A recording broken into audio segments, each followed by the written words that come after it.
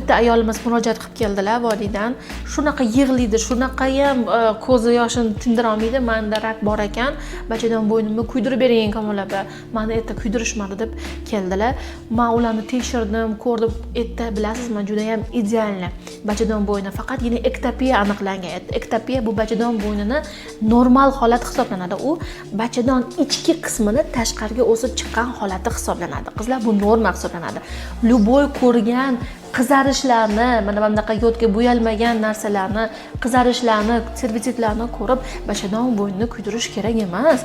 Hamkasblarimga murojaatim, ayol kishiga hech nimadan hech nima bachadon bo'yni raki bor sanda deyish kerak emas. Avval tekshiring, ko'ring, o'rganing, undan keyin siz tashxisga amin bo'lganingizdan keyingina gapiring.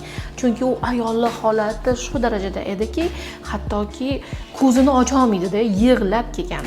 Unda hech qanaqa bachadon bo'yni raklari kuzatilmagan. Keldi, ko'rdi, faqatgina servititlari bor edi, shamollashlari, ektopiyalarni davoladik. Ketdi. Bitta ayolni xonadonida xursandchiligini qaytdi va albatta pullari yonida qoldi.